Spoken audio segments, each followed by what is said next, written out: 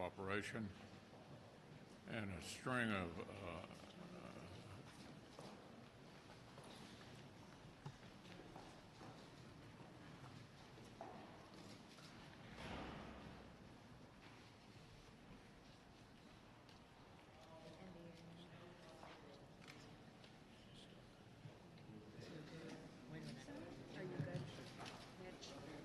Okay, Mitch? Anything else you want to say, or should we just go back to your office? Do you want to say anything else to the press? Go ahead, John. I'll take it back. Let's go back to you. Go ahead, John. That is one of the most powerful people in the country, seemingly having no awareness about where he is or what's going on. Welcome, everybody, to the Griscom stream of Left Reckoning. David here. This is going to be a more casual stream. I mean, we covered a lot yesterday in the main show. If you missed it, we broke down the UPS Teamsters contract in depth with Max Alvarez of the Real News Network and Working People's Pod. Really a great time. Matt and I also broke down Mr. Ron DeSantis's run-in with Russell Brand, as well as some good Jimmy Dore stuff in the post game, which you can get access to at patreon.com/Left Reckoning. But yeah, folks, I mean, I have a couple of general thoughts of things I was hoping to talk about. But if it's been a little while since we've done a kind of more proper Q&A stream, at least this month. So if there's anything that is on y'all's mind, I am here to sort of answer your questions and hear what y'all are thinking. This weekend for patrons, Matt and I are going to be doing a little bit of an in-depth look at how the politics around the border have changed. So other than that, I'm pretty good to talk about what other subjects that y'all have. So throw those questions in the chat and we can get into it. How's it going? It's good to hear from you, Marcos, the Brazilian. I hope you are doing well. I have no idea what's going on with Mitch McConnell. I guess we're going to have to keep our eyes peeled on that one. I mean, it's a quaint thing to say in American politics at this point, but it truly is incredible how old and decrepit our governing bodies are in this country. I've seen some of these graphs where you look at the average age of congressmen and senators, and we are at the apex right now.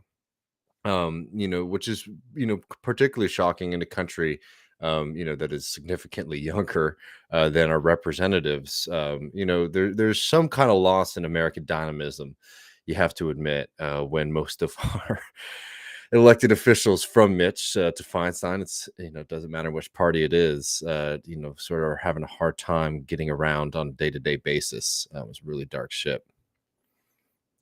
It's not an aging population thing. I mean, that's Mitch McConnell, and I mean, I'll look it up right here. What is the average age of the U.S. Senate?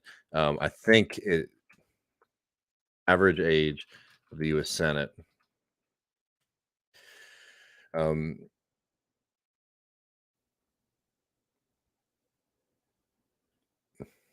The Senate. The Senate's median age, this isn't from 2023. The Senate's median age is 65.3 years old. What is the average age of the U.S.? Not average salary, excuse me.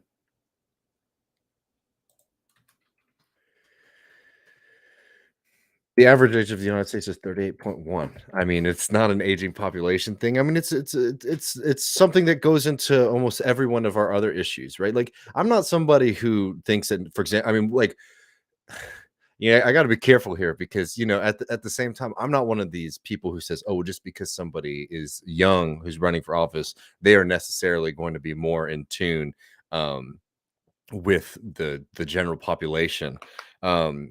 I mean, it's one of those things you have to be able to look at it as a large piece of a problem, in the sense that, like, in an individual case, in an individual race, just having a younger person running for office doesn't mean that that younger person is more in tune with everyday average people in this country, in the same way that, you know, the Republicans or the Democrats are running a woman or a person of color or somebody of a different of a, like, you know, queer person for office, doesn't necessarily mean that those people are going to be more in touch or in tune with those groups either.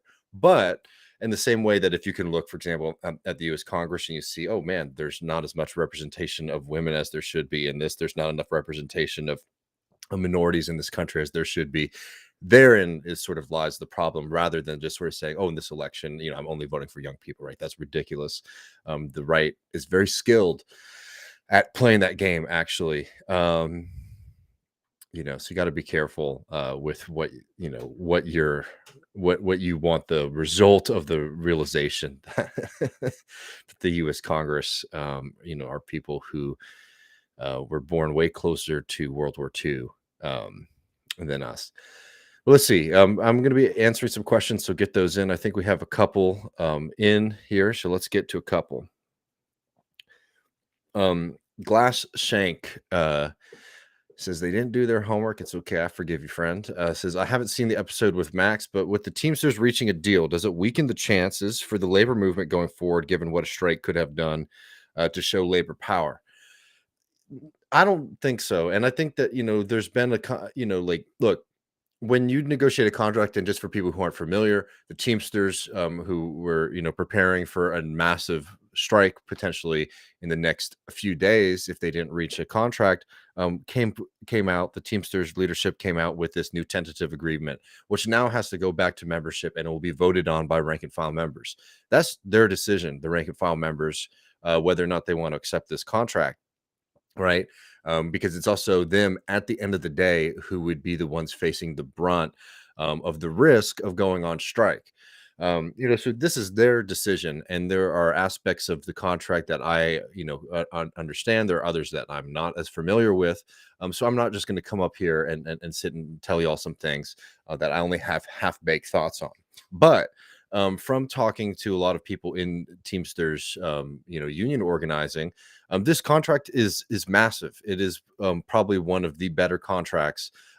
Probably, from what I've been hearing, it is the best contract that has been negotiated in a long, long time for the Teamsters, and even across the board in labor. Right, when labor has been on a back foot for so long. Remember, for example, what happened in Alabama, one of the big strikes that we were covering. You know, one of the aspects there was that before the strike, years before the strike, when the mine in Alabama was struggling, the union decided that they would take a pay cut in order to keep the mine up and running. Then when the mine became profitable again and it came under new ownership, the new owners refused to return those workers back, you know, to their previous contract, nor, you know, sort of compensate them for the sacrifices that they made to enrich and profit for those bosses, right? So remember that, like, labor in this country has been on a back foot for a really long time. How does this contract even come to be? At the beginning of this month, UPS was saying that the offer that they made at that time, which was unacceptable, was the best offer that anyone was going to get. And instead of backing down, the Teamsters came back even harder, demanded more, and did all this kind of strike prep. If people remember the past few weeks, there have been these practice strikes, these practice picket lines, right? That's a direct threat to UPS. And UPS responded by coming back to the table, by accepting more of the demands from the Teamsters. Now, you know, if the logic of Teamsters members is this, rank and file members is this, that like, hey, this contract is good, but I think we could get better and we're willing to go on strike to win that, that's great. Like I'm going to support those folks, the rank and file of that union, whatever decision that they make here. So that's like the kind of general crux of like the union itself. Now, what does this mean for like the labor movement and the left?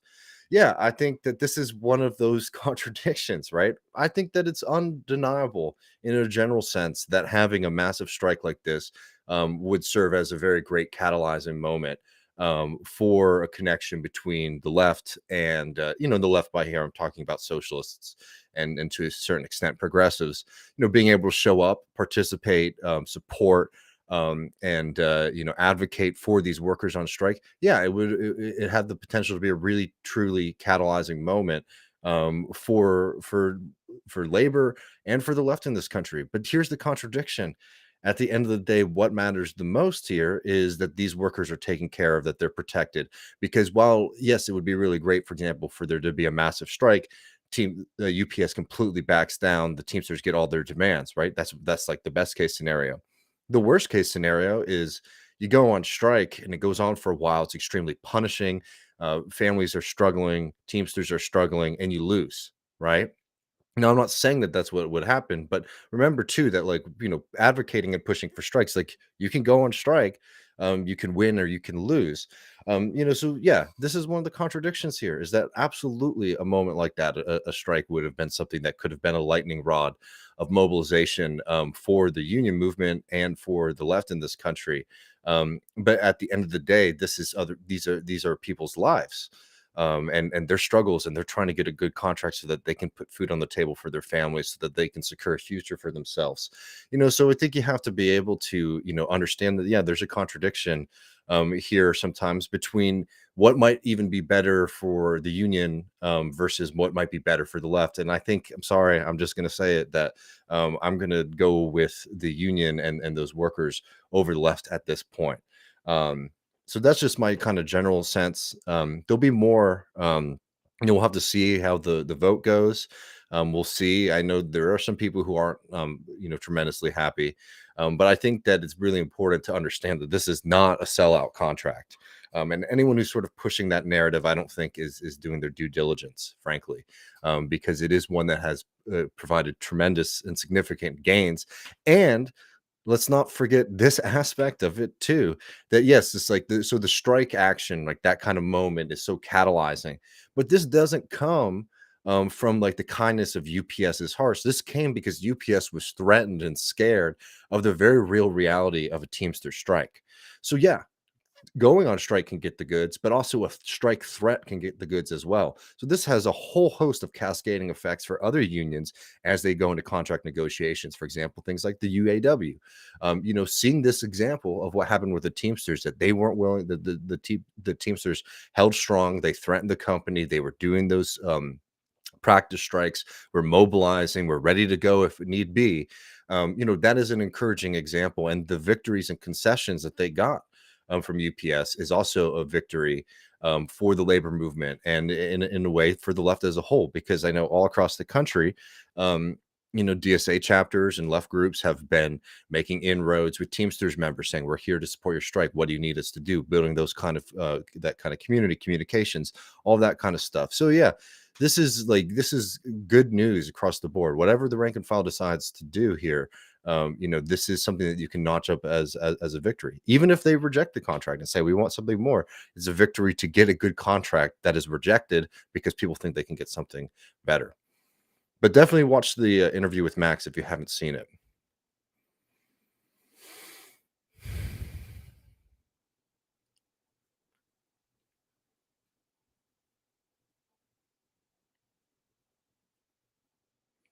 What's up, Jay? Jay says they have so much. I feel like I have so much to say today in lieu of some labor news. Well, let us know if you got something in here. Kenneth says, um, just left a pretty decent job that unfortunately was dominated by a total asshole of a boss. Too bad hardly nobody else there understood unions and striking. We could have demanded he be replaced. I mean, that's the good thing about being in the union for sure.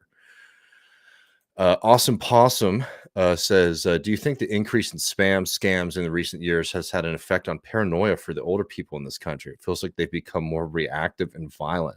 I mean, I haven't thought about it like that before. It's an interesting theory. I think, it is real. I don't think that that's causing things like that necessarily, but it is pretty wicked, the way that these scams affect older folks. Like, these calls that you get that, like, the IRS, you owe $10,000 to the IRS and it's only payable in Apple gift cards. For most people, they sort of realize that that's a scam. Unfortunately, a lot of older people don't really understand that kind of thing. Scammers and people like that, I think, are some of the sickest people in society at this point. I have no patience for that. And on this, from Schmegley says, Griscom, should we expect to see more strikes as a result of the UPS deal? I can't tell y'all enough that I see that this only goes to show that organizing, being prepared, and threatening credibly a strike gets the goods. It's an example that is, I think, is going to be very firm, regardless of what happens. If the rank and file again rejects it and goes on strike, or if they accept it and take these significant concessions and wage increases and to two-tier contracts, a lot of these things that people have been demanding. This is a great example that, yeah, you want to go up against these companies and you're willing to fight, you can get a lot more from them than a kind of backpedaling negotiation like that we've been seeing, unfortunately, for decades from a lot of union leaders. So, yeah, I do think this is a kind of, if you forgive the phrase, kind of tipping point in showing how powerful this strike threat can be if you have the credibility and the organization behind you to to act on it. Lorada says, have you seen the developments in the murder of Malcolm X? I haven't. There's something on Democracy Now. I'll check that out.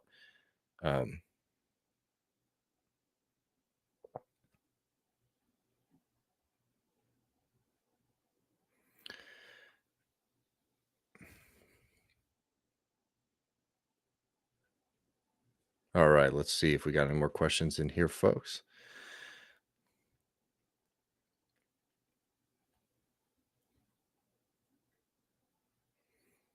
Comrade Paul is in here too, reminding us of the truth. It's good to hear from you, Paul. Paul says, and UAW contract is up in a month and a half, and you could definitely see a strike there. Yeah, and the willingness of the UAW, leadership now to challenge the big three companies and also to challenge Biden, I think, has been something that's been really inspiring. And again, I don't think these things happen in a vacuum. I think that all of these kind of more militant, more democratic unions, there's a huge shift in the labor movement for people who have been paying attention or following these things closely of opening up these unions to more and more rank and file control, where a lot of these unions for a while had been fairly top down. So you can't view these things in isolation. I think that what has happened with the Teamsters here really opens up a significant door for the UAW to be more and more militant. And one of the things that's really important, I think, about the UAW here is that they have a lot of potential to not only pressure those companies but to also pressure the Biden administration, which through the IRA and other provisions has been helping these companies do what one of the big threats of a green transition is going to be, which is using the green transition as a shield to try to decertify unions or to get around unionized labor. So you're seeing this where certain shops, the big three auto companies are saying, oh well, actually, electric cars don't fall under the union contract, so we can hire non-union members to work on this and that, which is a complete farce and nonsensical. And you have to have the unions have the backbone, but for God's sake, certainly the federal government and the Biden administration, which again regularly tries to promote themselves as Biden is the most pro-labor president in recent American history. If you're allowing these companies to basically use provisions that you're setting up, public money that you're giving them, and you're letting them get away with undermining union labor in this country, it's not something that a pro-labor president would do. So, I think that there's a lot of potentials that have really opened up from this. And this is true too from Jules. The UPS CEO earns $22 million a year. I'm sure their chauffeur driven car is loaded with a nice AC. I'm very sure about that too, friend. No, we'll take questions from Twitch as well. I'm a couple minutes behind y'all, I think, but throw them in there and I will answer them. Jay also notes SAG-AFTRA and WGA are still very much on strike. Just showing up to support these unions does wonders. I can speak to this from personal experience. 100%. I mean, Matt and I opened up the show by talking a little bit about that, making these things really public and being the spectacles and festivals and fun things to participate in and to support is a really damn good thing.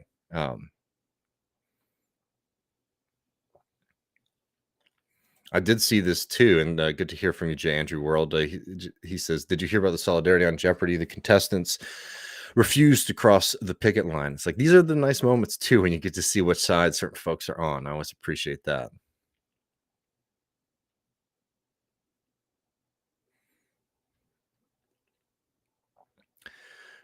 Marcos the Brazilian says, for next year's election, I think the left should put all of their support behind Marianne in the primaries as a vehicle to enforce policy platforms left over by the Bernie movement.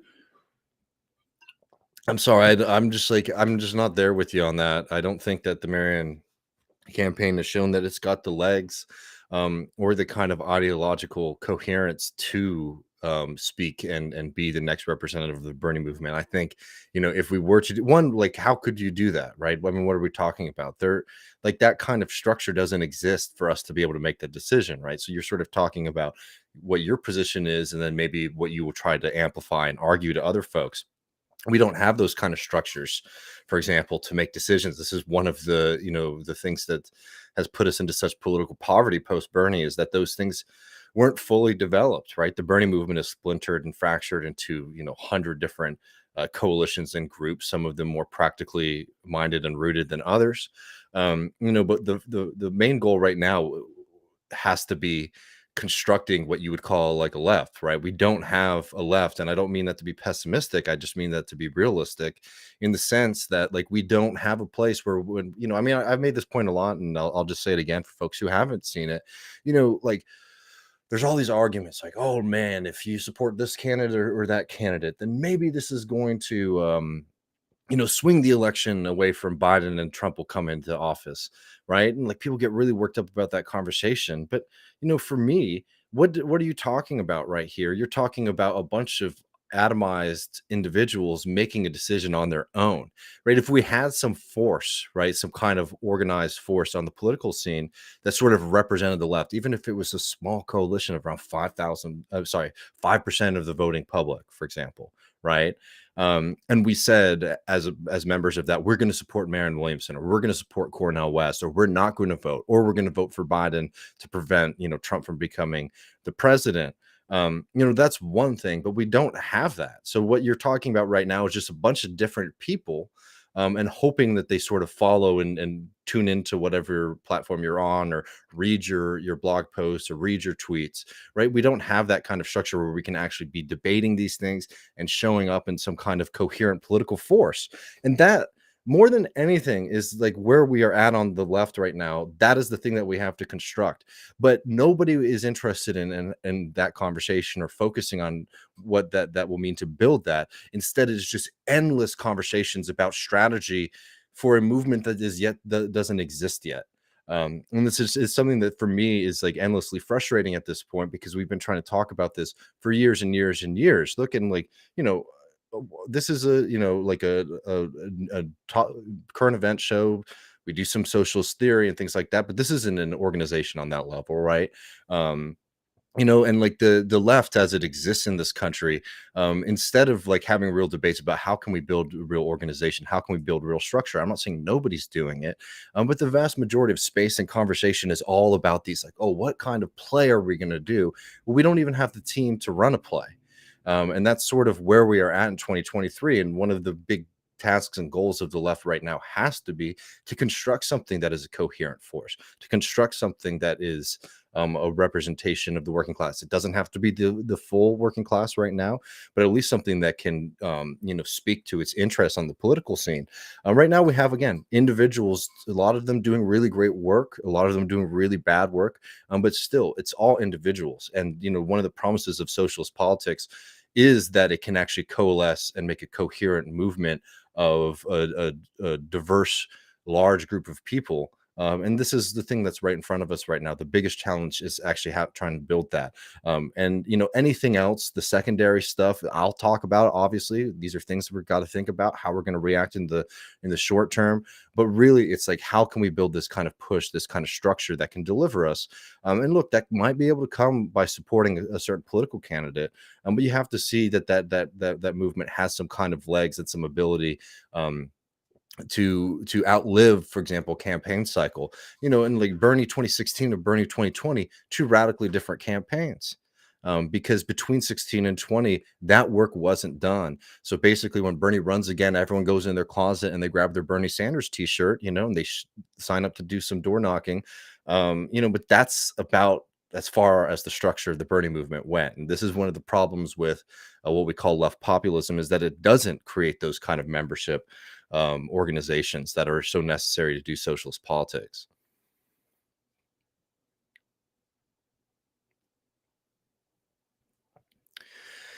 Schmegley says, Dave, have you heard about how Trudeau has reshuffled his cabinet and conservatives are hand wringing now about how nobody cares about it? I mean, I've seen it. I don't have too much. I always have to apologize to our good friends up north that I don't follow Canadian politics as closely as I should, but we're always happy to get more guests on the show to do it. I know we've had Amina on the program, and we've had Jared Appel on the program as well to talk about what's going on in Canada. So definitely want to do more on that in the future for sure. 100% too. Strikes do work. And yes, rest in peace, O'Connor.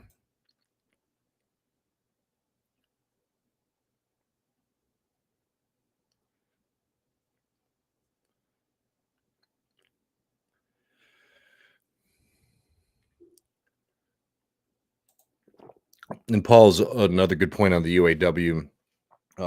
Maybe being able to build off of some of the successes of the Teamsters. Big priority of the UAW contract negotiations is getting rid of two-tier contracts, which is something that has been plaguing the labor movement in this country for a long time. And Paul adds, they're definitely taking inspiration from the Teamsters, and I think that that's the way to look at all these things, is as part of a larger movement than just one or two, examples.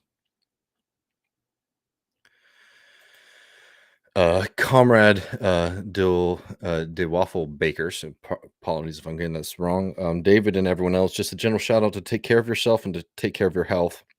A brief walk can go a long way to clearing and focusing the mind. I 100% agree. I've been trying to go for long walks in the morning before it hits 100 degrees here.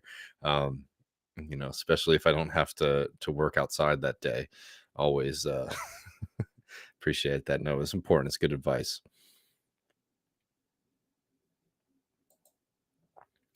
Comrade MDR says, on the anniversary of the Cuban Revolution today, what do you think of the likes of Zizek criticized present-day Cuba without mentioning the blockade? We all know Zizek's shtick at this point.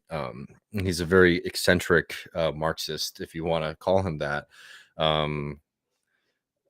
That's all I'll say there. I'm not familiar with what he said about Cuba, but yeah, I mean, I totally agree. I mean, you can't really talk about Cuba without talking about the economic strangulation that the country has undergone. And once you've recognized that, the achievements of the Cuban Revolution are incredibly impressive. To be able to maintain and build what they've been able to build while literally having, the empire miles from their doorstep, trying to prevent any kind of real economic policy or growth in the country. If you want to talk about seriously about Cuba, I mean, one thing that's truly devastating about it too is that they were very reliant, understandably, on the Soviet Union aid, and obviously once that ends, after the collapse of the Soviet Union, I mean, they've been having to figure out how to maintain life on the island while basically being shut out from the global economy. I don't know what Zizek said specifically, but I think if you're not talking about the blockade, at least in some level, you're missing the point.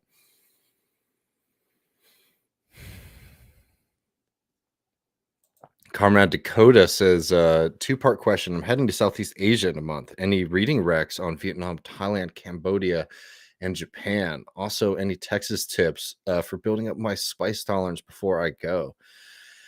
Man, I don't know if I have any reading recs off the top of my head. I've never been to that part of the world. I would really love to go. I'm jealous of your trip. I can help you out with the second bit. I mean, you just got to start eating some peppers, man. Throw some jalapenos in your food. You'll get a little tolerant sooner than you think. And just spice, like a little bit of displeasure is part of the fun. That's the reason you eat spicy food.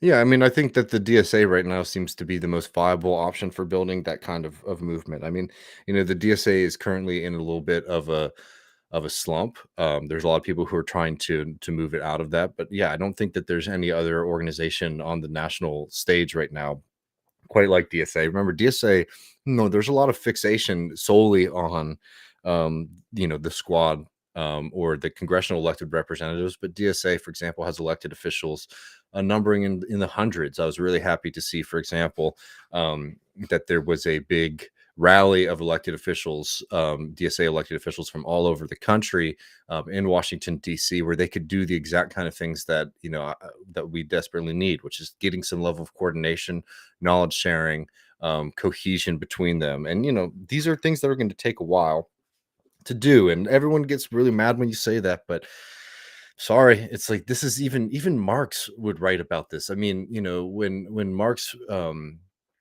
in the early communist movement, um Marx famously broke from the early communist movement and created his own organization, helped found an organization with others.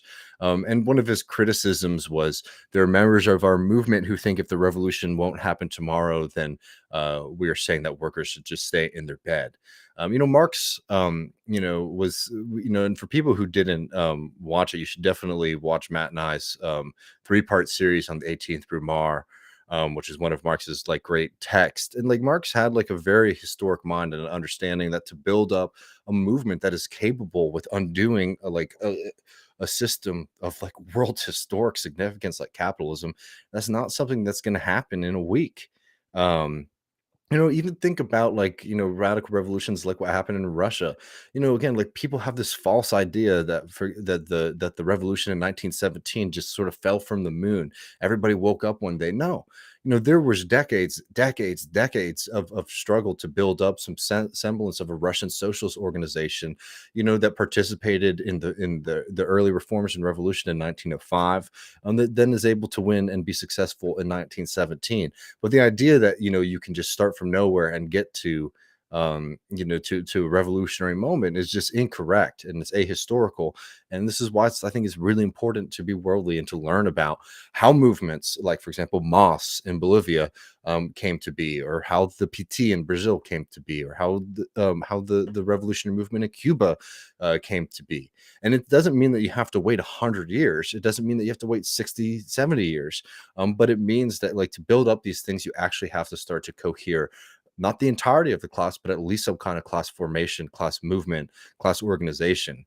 So yeah, I think that organizations like the DSA have tremendous potential to grow into that. And like people get really worked up about, oh, well, here's the history of like Michael Harrington and what he said. The vast majority of membership of the DSA, joined the organization 2015, 2016, 2017.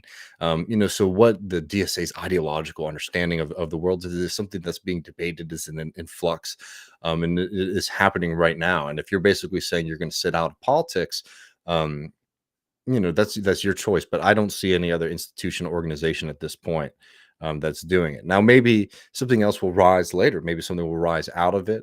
Yeah, but right now, that probably seems like the better place to join in and participate and to give your time to.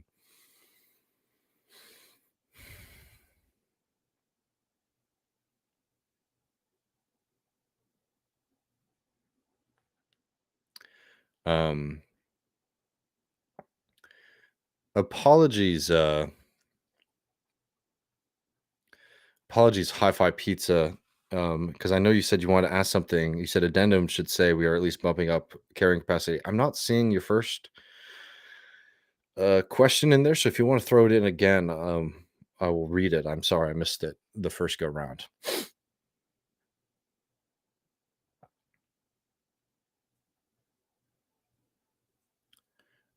Jules asks, David, why did Biden throw the railroad workers under the bus but didn't mess with UPS workers? Was it due to the far more formidable numbers of UPS workers, 400,000? No, I mean, it's because the federal government has the ability to preempt a rail strike. It's old American tradition that they actually have the capacity to block a strike, and that's what they ended up doing. So they had a mechanism to stop that from happening. A mechanism which, by the way, the railroad companies understand all too well, that the Biden administration and certainly the Trump administration would use, which is why they refuse to negotiate in good faith with the railroad unions. So no, I mean the reason that happened in the railroad capacity, and didn't happen with the UPS is literally because Biden doesn't have the ability to put his finger on his thumb on the scale when it comes to UPS. Good to hear from you, comrade Mike. How are you doing, brother? Mike says, did you see Mitch McConnell freeze up at his press conference just now? Abolish the Senate. Am I right? Yeah, we played that at the top. I mean, the Senate, much like the Supreme Court, these are some of the most anti-democratic relics of slaveocracy that I think anyone who considers themselves to be in favor of democracy should certainly be in favor of ending. And I will say a couple things that have been a little heartening is that the cult of the Supreme Court, and I think also the cult of the Senate, though to a smaller degree, with liberals, is starting to weaken. And I think a political role of socialists and radicals right now is to continue pushing for those contradictions and making the case clear that we don't want those things and those people ruling over us.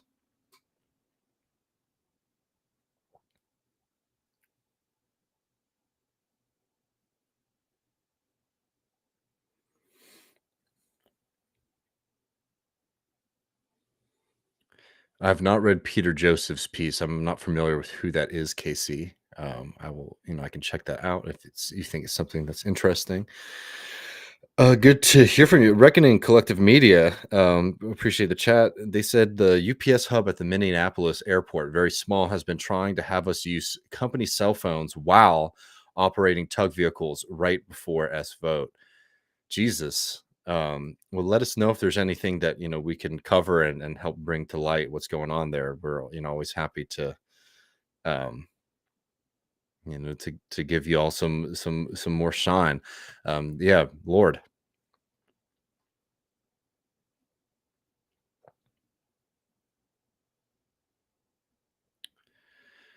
Uh, Edemont says, would you post the notes since you won't be putting out the book with Michael? We'd love to see them. Yeah, I might be able to do that. Let me see if I can, get those together. It's a little ragtag, but I'll see if I can.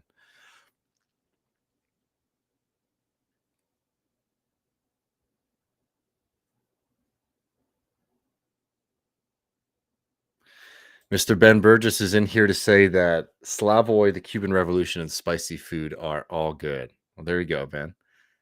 Ben, I didn't know you were into spicy food. Next time you're here, I'll get you some good shit.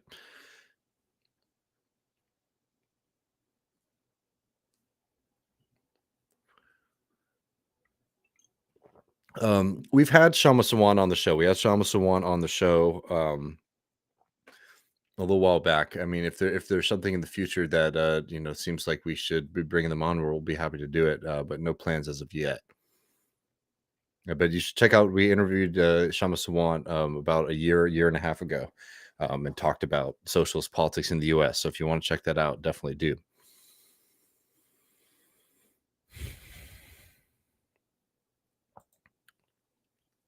Marcos the Brazilian says, what do you think the best way to apply pressure on leadership to pass legislation to combat climate change? Waters in Florida reached 101 degrees yesterday. I mean, this goes back to, I think that, like, if you care about climate change, the most important thing to be doing is start showing up for laborers. Like, for example, like this fight over water breaks, that is happening right now on the federal level. That is a great way to start getting into politics, to start putting pressure on elected officials to say, this is a basic kind of provision, and showing that you're supporting labor, and workers, and trying to use the labor movement as a wedge to also be able to talk about climate, I think is probably the most effective thing that you could be doing right now. At a certain point, we've seen there's a willingness of certainly the Republican Party, but also the Democratic Party to continue, their provisions for fossil fuel companies. I think it's also really important to be pushing for public power. So if you're in the South, for example, doing things like supporting the TVA from the multitude of attacks that system is under, because the TVA should be the model for a Green New Deal or path out of climate change. Also making sure that we're not letting kind of anti-human and ignorant people do things like attacking renewable energy, like nuclear power. So show up. I mean, here in Texas right now, there's a push to try to close Comanche Peak, which produces a significant amount of safe, reliable nuclear power for the state of Texas, the state that desperately needs to have strong base loads for its grid, as we've seen in previous crises in the state. These are the ways that you got to figure out strategic like wedges to get in there, because just at this point, when you start talking about climate change in general, you can take that and it can mean whatever to a politician. It could mean a plastic bag ban, right? Fine. But that's not, going to move the needle in the way. That's not up to the scale of the crisis at this point. And they will just, continue to mess around on the edges when it comes to climate policy, unless we start pushing for these really concrete things like expanding the TVA, like building out our nuclear power facilities in this country.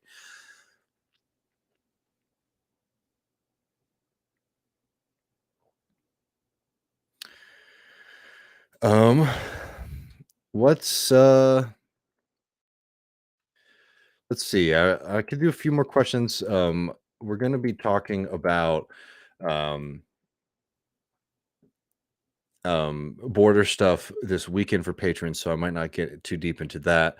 Marcy says, "Hey, comrade, I'm very weirded out by the left ignoring the UAP hearing. I keep hearing people say like it doesn't really affect my life. Really, I mean, well, if you're interested in UFO stuff, we've had Corey Pine on the show, who knows a lot more about it than I do, to talk about some of these things. So you just do Left Reckoning Corey Pine.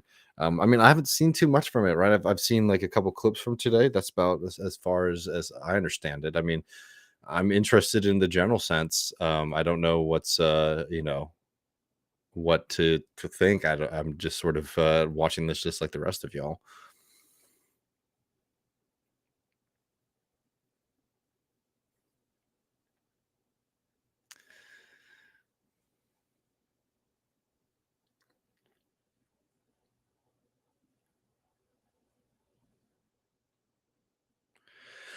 I mean, with someone, I'm not like against the workers strike back, but I want to see more come from it, because if people, haven't been paying attention. So, for example, the Socialist Alternative, which had one member who's now resigned in Seattle, then tried to come into the DSA, try to take over the DSA, were unsuccessful in that. So they splintered off and joined their other group. Back in the day, I tried to join Socialist Alternative, I think in around like right after Shama Sawant was elected. I signed up. I was ready to go. I gave them my contact information, and I think about a year and a half later, I got a call from somebody.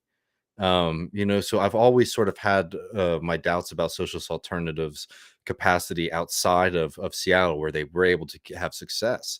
So look, I'm really happy to talk to Shama and to learn more about Worker Strike Back. I've been following it. I follow all their accounts. I try to keep up with it. But I don't know if I've seen very much here right now to sort of say that like, oh, this seems to be the direction that things need to go, because I'm not seeing it necessarily coming from them yet. But I'm happy to have my mind changed for sure on that.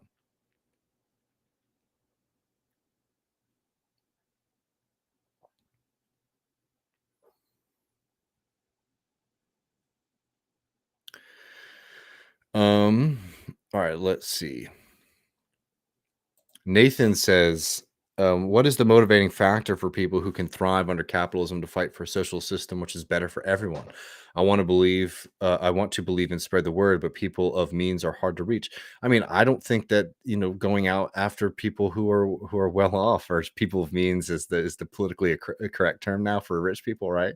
Look, I don't think like I think that it's a bad strategy right now to be focusing on the well off in the system. They have almost every material interest, to maintain the system. I think that what's more important is to go after the people who are actually producing value in the society.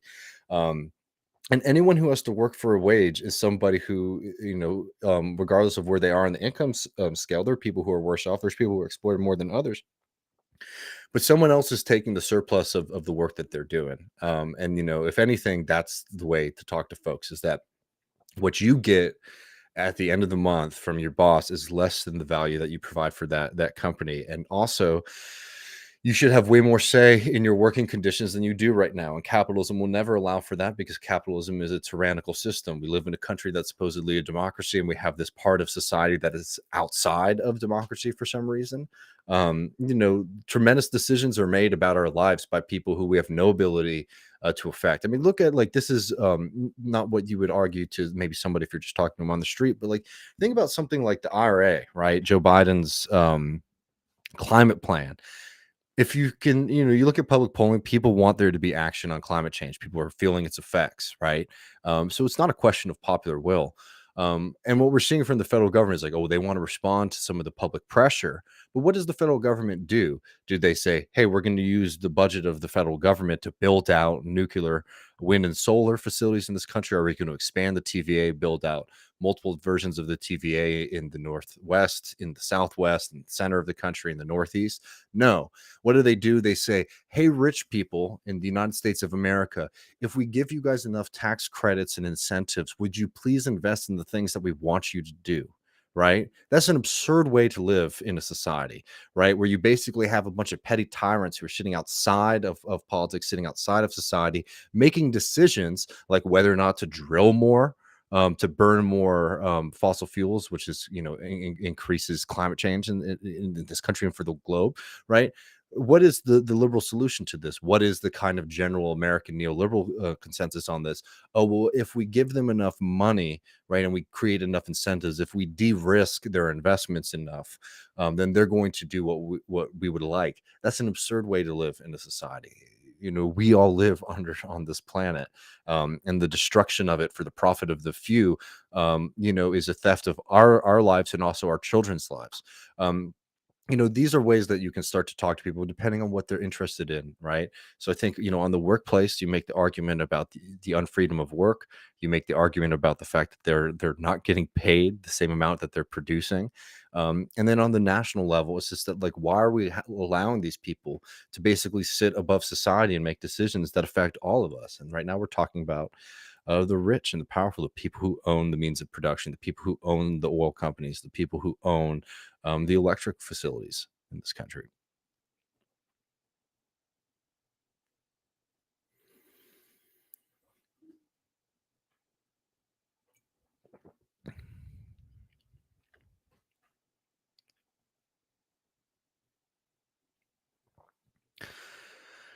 All right.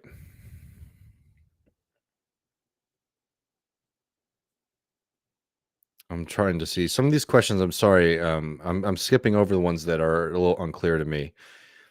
Just because we can't talk back and forth. Like Fahey fan, I'm not. I know I answered a question a second ago. I'm forgetting what it was that you asked me a second ago. So if you want to rephrase it, I can get back to it.